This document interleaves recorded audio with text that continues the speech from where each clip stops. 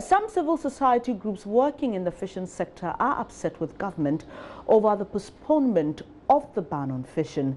Prior to the announcement of the ban, the CSOs engaged a number of fisherfolks from the 4 coastal regions in the country to educate and sensitize them on the essence of the closed season.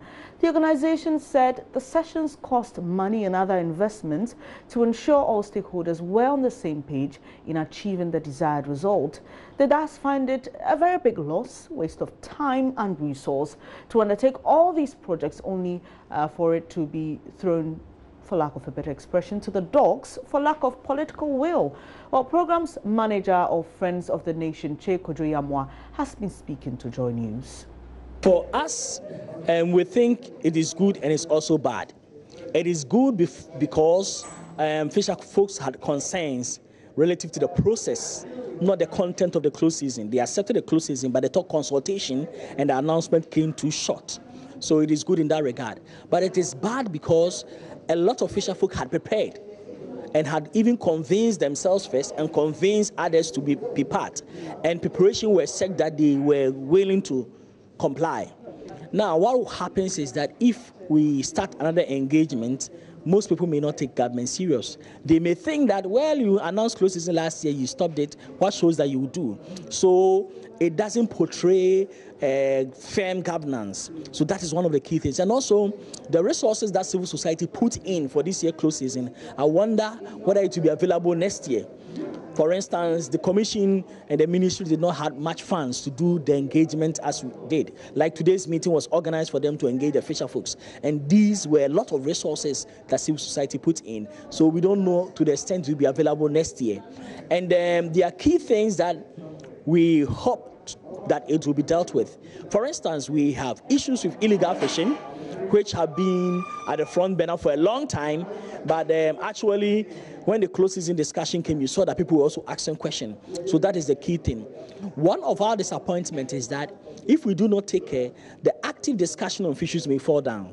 Because when the closed season was announced, you realize that a lot of people wanted to know what is happening in the fishery sector, policymakers, donors, journalists, the public, and others. We met with the judiciary and the judges, and they had a lot of questions. For the first time, a lot of them had shown interest.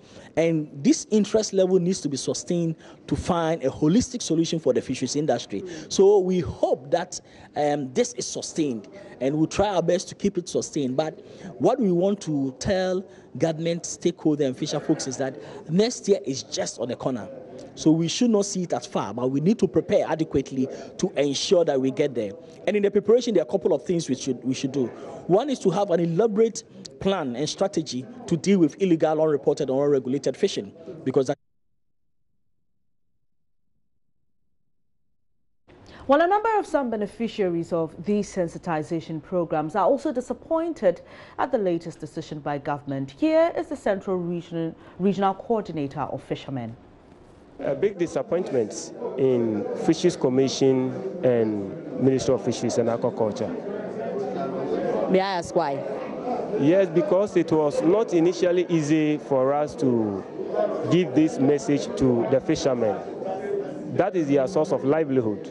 So for us to go and engage them that, look, we are in crisis and there is the need for us to suspend fishing activities, what we call the closed season, for a month. You know, most of the fishermen didn't want to agree. But then we started putting the impact of not having the closed season side by side, the impact of the impact of the closed season on their livelihood. You know, the argument was you close the closed season, this is their source of livelihood, and so it will affect them. And we are also arguing that yes, if we don't observe the closed season, this will be the impact. And that was where we try engaging the fishermen to come to the understanding that, look, it is our own livelihood, and if there has been the need for us to sacrifice this month of August, which we all know is a bumper harvest period, for the good of fisheries, Why don't we sacrifice? Why don't we accept it? So for us to be doing this campaign, and 3 days to the time, the ministry comes out that it is suspending that initiative. It's actually postponing it. The ministry is postponing the initiative. Then it seems it was not true that we are in crisis as Fisheries Commission, government agencies, civil society organizations, and the so-called scientists were putting across our fishermen.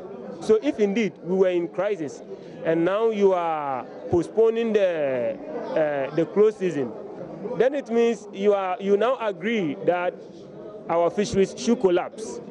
If not, then it means you were deceiving the people to believe that we were in crisis when we were not in crisis. And let me add this. It is for a very long time our fishermen dispute the argument that the Scientists Fisheries Commission put across as the cause for the decline in fisheries. The fishermen are of the firm belief that it is not their activities that is causing the decline in fisheries. But we have been engaging them on this. So if the Fisheries Commission, the ministry comes out and just about 3 days to the time you postpone it, then it goes to confirm the suspicion that you people have been churning out biased information for your own interest, which we do not know. Okay, so for now, you have lost the respect, you have lost the zeal to campaign for a closed season. Should I think that? That is the case. And for government, Fisheries Commission, Ministry of Fisheries to be saying that it is postponed to next year, I do not believe it. And I want to challenge everybody that if this thing comes on next year, I will really be surprised. Okay, so you think it will not happen? Not within the next 3 years. Why won't it happen? Do you think it's a political decision? Yeah, the political will is not there. The commitment is not there. And we know that all what is happening in fisheries is due to political interference. Meanwhile, at a Thanksgiving event to commemorate the formation of the UGCC in the Central Region yesterday, General Secretary of the New Patriotic Party, John Boadu, blamed the postponement on communication lapses among stakeholders. Government, Thursday, started at 11. Upon almost 2 a.m.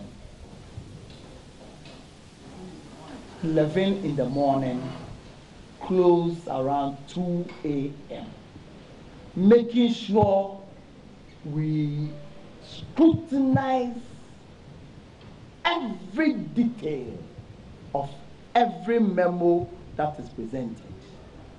And it is out of the scrutiny that we realize that this noble idea that the Fisheries Ministry wanted to implement, although it is good, the communication and the buy-in of most stakeholders have not gone down well. He acceded to the wishes of the people. So Nana Danko Akufo-Addo, listening around, realized that although it's a good thing by the Fisheries Ministry, it is important that we do broader consultation in order to ensure that we will have a successful implementation of that particular project. Now let's get on to Skype and speak to the closed season project manager for Care International, one of the CSOs partnering government in this particular project. Good morning, Mr. Mensah. Thanks for your time. Good morning.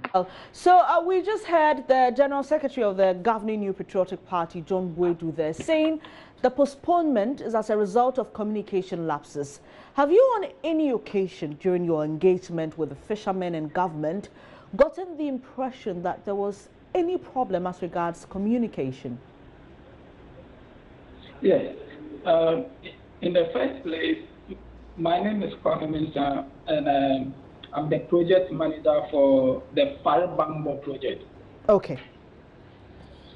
Okay. So from the discussion and pronouncement of the General Secretary of the New Patriotic Party, the government decision to postpone the close decision was as a result of participation. Yes, the ministry, after announcing the close season, raised a number of agitation by the fisher folks. And one of the main concern was the lack of consultation and participation in the decision-making process.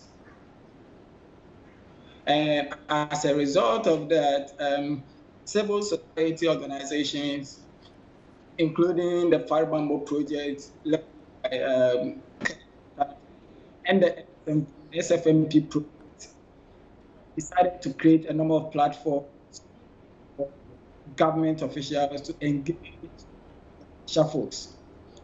So it wasn't surprising that the new Patriotic Party made a statement that it was due to lack of so, Mr. Mensah, are you consultation and participation from the fisher folks. All right, so you agree that there were communication lapses, is that it?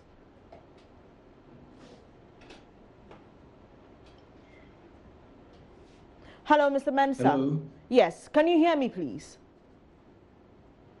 Hello, Mr. Mensah. Yeah, I can hear you. Yes, I'm saying that doesn't mean you agree that there were communication lapses. Yeah, there were a number of communication lapses. All right. And there were other